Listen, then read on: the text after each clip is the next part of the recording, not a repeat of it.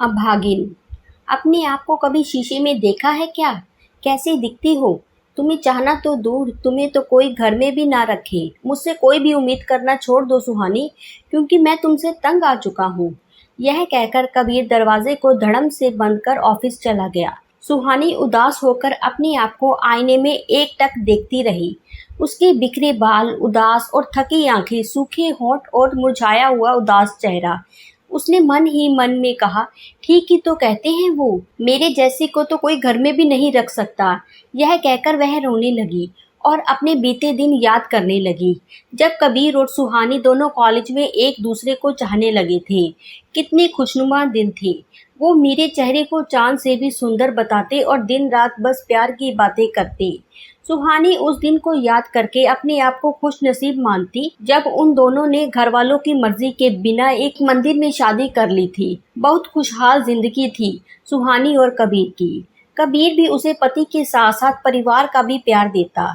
सब कुछ अच्छा चल रहा था, लेकिन धीरे धीरे 6 साल हो गए और सुहानी माँ न बन सकी। इसीलिए कबीर धीरे धीरे सुहानी से उबने लगा था। वह एक बेटे की चाहत में जी रहा था। दोनों के बीच लड़ाई झगड़े अब आम बात हो चुकी थी।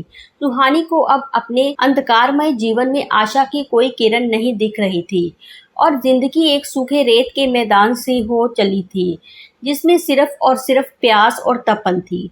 कुछ दिनों बाद एक रात सुहानी कबीर का इंतजार कर रही थी। रात के 12 बज चुके थे। वह मन ही मन अपने आप को कोस रही थी कि कहीं कोई अनहोनी तो नहीं हुई कि तभी डोरबेल बजी। दरवाजा खोलकर देखा तो सामने कबीर और एक औरत थी। सुहानी ने औरत के बारे में कुछ नहीं पूछा और कहा, आप हाथ मुंह धो लो, मैं खाना लगाती हूँ। कबीर उस औरत के साथ अपने कमरे में चला गया और जोर से दरवाजा बंद कर लिया। अब सुहानी को अपना जीवन व्यर्थ लग रहा था। उसका मन बैठा जा रहा था। वो मन ही मन सोच रही थी कि काश ये धरती फट जाए और वो उसमें हमेशा के लिए समा जाए। कुछ देर बाद दरवाजा खुला। सुहानी अभी भी वहीं बैठी थी। कबीर ने चिल्लाते हुए कहा, अगर मुझे एक बच्चा दे सकती हो तो ठीक है, वरना आज से ये यही रहेगी तुम्हारी जगह और तुम इस घर को छोड़कर जा सकती हो, कहीं भी कभी भी। यह कहकर कबीर और वो औरत दोनों घर से बाहर चले गए। सुहानी अपने दिल पर पत्थर रखकर अब यह फैसला कर चुकी थी कि अब इस जीवन में जीने के लिए उसके पास कुछ भी नहीं बचा है। माँ बाप के घर को तो उसने पहले ही ठोकर मार दी थी। सुहानी रात भर अपने इस दुख के सागर में बिन माझी की नाव सी ना जाने कहाँ कहाँ बहती रही। सुबह होते ही वो घर से चली गई। उसने सोच लिया था कि अब वो ये जीवन समाप्त कर देगी और इसीलिए सुहानी खुद को मारने के लिए एक ट्रक के आगे जाने ही वाली थी कि तभी उसको एक आदमी ने खींच लिया और चिल्लाया, दिखाई नहीं देता क्या? कैसे चलती हो? अभी जान चली जाती। अरे कम से कम अपना नहीं तो अपने परिवार के बारे में तो सोचो। जान नहीं प्यारी क्या? सुहानी कुछ नहीं बोली, लेकिन उसके आंसू सब कुछ बोल पड़े। उस आदमी ने उसको बिठाया और धैर्य बांध दिया कि जीवन में ऐसा होता रहता है, लेकिन इसकी वजह से आत्महत्या करना तो एक संगीन पाप है। सुहानी ने कहा, जो औरत एक बच्चे को जन्म ना दे सके उसका जीवन तो बेकार ही है। कुछ देर बात करने के बाद उस आदमी ने अपना नाम रोहन बताया और बोला, अब तुम कहाँ जाओगी? सुहानी बिना कुछ बोले बैठी रही।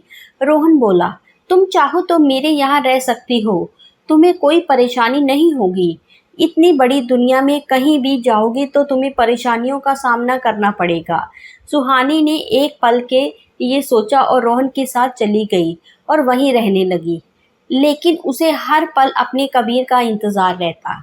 रोहन सुहानी का बहुत ध्यान रखता और उसे हंसाने की कोशिश किया करता। सुहानी जान चुकी थी कि रोहन उसे प्यार करने लगा है, लेकिन सुहानी सिर्फ और सिर्फ कबीर को प्यार करती थी। उधर कबीर शराब के नशे में डूब चुका था और अपनी सारी कमाई उस औरतों पे लुटाने लगा था। जब उसके पास सारे पैसे खत्म हो गए तो जो औरतें उसके आसपास बनी रहती थी वो भी उसे लात मारकर चली गई। अब वह बीमार रहने लगा और शराबी होने के कारण नौकरी से भी निकाल दिया गया। अब उसे सुहानी की याद आ रही थी। उसे अपने आप पर पछतावा हो रहा था। वह दिन रात अपने आप को कोसता और दरवाजे की ओर निहारता रहता कि एक दिन सुहानी जरूर आएगी। एक दिन रोहन ने सुहानी को अपने दिल की बात बताई। सुहानी ने कुछ नहीं कहा। सुहानी ने सोचा कि अब वह किसका इंतज़ार करेगी। रोहन कितना अच्छा आदमी है, उसका अच्छा ध्यान रखता है, वह कितने एहसान कर चुका है मेरे ऊपर, वह उसको मना नहीं कर सकती। इसीलिए सुहानी ने हाँ कर दी। दोनों ने शादी कर ली और कुछ महीनों बाद पता चला कि सुहानी माँ बनने वाली है। सुहानी को तो विश्वास ही नहीं हो रहा था कि वह माँ बन सकती है। वह बहुत खुश थी। उसके माथे पर लगा कलंक अब उसे गर्व जैसा महसूस हो रहा था और उधर कबीर की हालत और बिगड़ती जा रही थी। वह दीवारों पर अपना सर पटकता तो कभी सुहानी की फोटो देखकर रोता और कहता, मुझे माफ कर दो, कमी तो मुझ में थी सुहानी, मैंने इसकी सजा तुम्हें दी। मैं बाप नहीं बन सकता था, लेकिन मैं क्या करता, अपनी झूठी मर्दानगी की डींगे हाँकता रहा ताकि बदनामी ना हो और अपनी कमी तुम्हारे ऊपर थोप दी। कुछ दिनों बाद आखिर वह दिन आ ही गया जब सुहानी माँ बनने वाली थी। रोहन ने उसे अस्पताल में भर्ती करवाया। सुहानी की हालत बहुत नाजुक थी। वह इस नाजुक हालत में भी कबीर का नाम ले रही थी। रोहन से सुहानी का ये हाल देखा नहीं जा रहा था और उसने सुहानी से कबीर को लाने का वादा लिया और कबीर को बुलाने चला गया। वह बहुत घबराया हुआ था और सुहानी को किसी भी कीमत पर खोना नहीं चाहता था, लेकिन वक्त को तो कुछ और ही मंजूर था। रोहन घबराहट में तेज गाड़ी चला रहा था और अचानक उसका एक्सीडेंट हो गया और उसकी वहीं मौत हो गई। इधर कबीर की हालत कुछ ज़्यादा ही बिगड़ गई तो पड़ोसियों ने उसे अस्पताल में भर्ती करवाया और उसी अस्पताल में सुहानी एक बेटे को जन्म दे चुकी थी। लेकिन सुहानी की हालत धीरे धीरे बिगड़ती जा रही थी। अपनी हालत से बेखबर वह इतनी खुश थी कि उसको अपना दर्द बिल्कुल भी महसूस नहीं हो रहा था। बस आंखों में कबीर की तलाश थी। तभी एक डॉक्टर ने नर्स से चिल्लाते हुए पूछा, सुहानी का पति आया या नहीं अभी?